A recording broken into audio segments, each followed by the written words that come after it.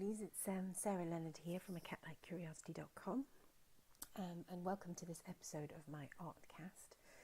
If you've not seen the Artcasts before, basically they're a combination of a art tutorial, so a time-lapse art tutorial, and podcast. I don't know about you, but I often try to listen to podcasts and things, but I find that my mind wanders off in different directions and I can't really concentrate because there's nothing for me to focus my eyes on. Perhaps that's just my sort of attention deficit issue, but I kind of created the Artcast with that in mind. So the idea is that I'll talk a little bit about a subject that's important to me and that I think I have some tips on that I can help if I share with you guys. And in the meantime, whilst you're listening, you can have a look at me creating a spread in my art journal at the same time. So hopefully you enjoy this format, and hopefully that all makes sense to you. So the subject for today's Artcast is kind of coping through situations where you feel a little bit sort of stuck, a little bit sort of backed into a corner, and a little bit as though you don't have a choice in what you do.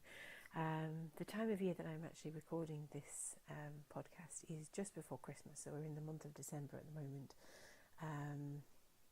and I think an awful lot of people, myself included, particularly at Christmas and in the run-up to Christmas, can feel a bit sort of railroaded into certain obligations and things that you feel you have to do and you should do and you don't really want to, and it can be quite overwhelming sometimes, the sheer amount of commitments that we all have, particularly in a busy period like the run-up to Christmas. But really this kind of feeling of overwhelm and just feeling a little bit trapped can creep up on you at any stage, I think, not just around the Christmas time. So it's some tips and tricks on how to kind of deal with those feelings, really. I think the first step with anything that is affecting and upsetting you or kind of getting in the way of your day-to-day life is to admit to the fact that it is actually upsetting you and it is actually something that's an issue. Often we can be a bit sort of dismissive with ourselves in a way that we probably wouldn't be with anyone else, but we can be a little bit sort of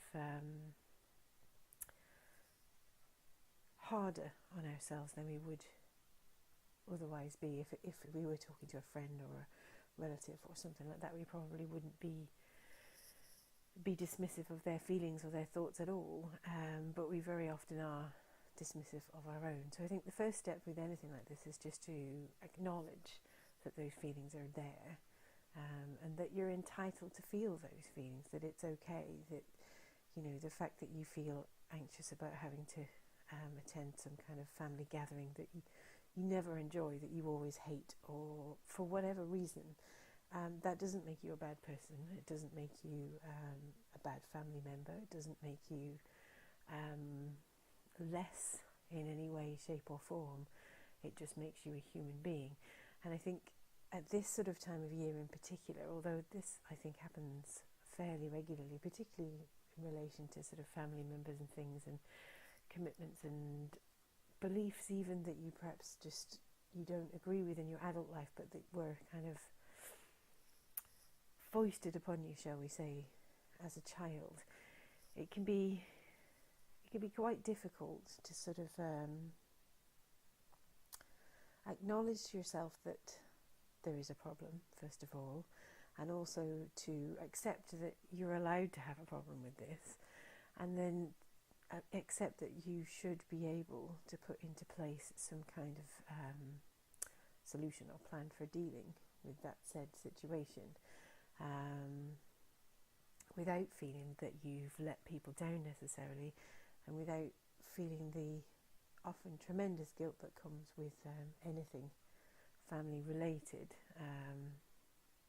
I think it's just a very natural instinct for there to be an awful lot of guilt and a little bit of resentment around family commitments. I think often, particularly when family are involved, you're sort of in a teenager can sort of be unleashed accidentally upon the world at perhaps an inopportune time when you really didn't want to unleash said stroppy teenager again. I know for a fact myself, if I occasionally, when I get together with my family, my dad is the perfect person for just turning me into a teenager again. He just has to say something sarcastic and I'm away. You know, it's like I never grew up at all, you know. And I think it's one of those things. You love your family, but also at the same time, they're the people that can push your buttons the most successfully. And with great ease, actually, they can sort of set you off, not necessarily meaning to, but they can set you off feeling resentful or feeling hard done by or whatever you might be feeling. Your family are amazingly good at finding those sore spots and sort of pursuing them almost as well, which can be a real challenge, particularly if you're in a situation where you're sort of all thrown together for a number of days, like we usually are at the Christmas time. And, you know, people that don't normally spend all that much time together are suddenly there, what feels like 24/7 sometimes, especially if people aren't getting along so well. That can be quite hard to deal with. So things that I do to sort of help me deal with situations like that. For example, Christmas time is in my family anyways, it's the type of time where people have their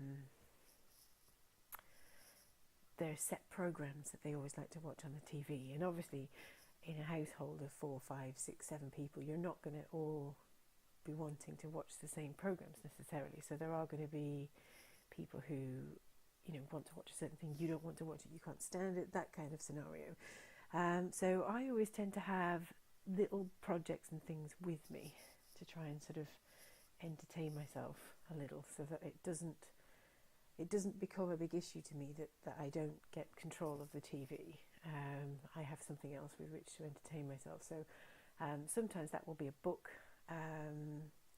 Other times I will actually have an art tutorial maybe on my laptop that I can just watch with my headphones in, particularly if the TV show, for example, is just really one that I can't stand. So soap operas for me, I just they're an absolute no-no. I can't stand them at all.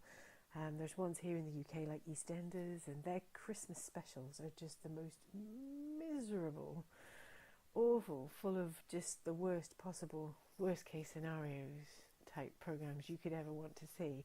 And some people really like that. They really like the sort of high drama of it and everything, but it's just not my cup of tea at all. I can't stand it. So those type of programs, when they tend to be on, because they tend to be really quite loud as well, you know, it's Cockney accents are quite difficult to sort of block out of your consciousness, you know, when you're sort of sitting and trying to pay no attention to them. So that's the type of time when I would be likely to have a little art tutorial I can watch with my headphones on. Sometimes I'll just put the one headphone in so that I can still be fairly sociable with people around me. And other times, if I know that the idea, and I know for some people the idea of the headphones being in or whatever comes across as too antisocial, and there'll be people that wouldn't appreciate that maybe and would be a bit peeved if that were what you were doing on a sort of special occasion. Sometimes I'll take a little book with me. I have been known to take my sketchbook and just do a little bit of sort of art journaling or whatever, my little sort of travel kit. Sometimes I used to even take crochet or those kinds of craft things with me, because those things you can do still politely in company of other people, but it's just a little distraction so that you don't sit there sort of feeling aggrieved about the fact that there you are stuck watching this god-awful TV show or listening to this god-awful music or whatever it is that you're sort of forced into seeing. Because I think for most of us we're quite happy to be fairly sociable, although I do border on the sort of antisocial an awful lot of the time. I'm a little bit of a hermit. But the sort of the close quarters that Christmas sort of brings out in people can be a little bit too much really, and a little bit too in your face. So just having something there as a little sort of way to distract your mind, a way to go into yourself and to go quiet without it being an issue, because a lot of the time people if you're in company and you're just being very quiet, people will assume that there's something wrong, that you're upset or whatever, when actually you're just being quiet. But because they're not necessarily quiet people themselves, that just doesn't necessarily occur to people that that's what's going on. So having those little props there that you can use as a reason for being quiet, they can really help just to sort of get you through, times when you just feel a little bit stuck there. It's maybe, you've been there for a good few hours now and you're starting to miss your slippers and your comfy chair at home or whatever else. That sort of scenario is a fairly benign one though, really. I mean, it's a very 21st century problem to be upset about.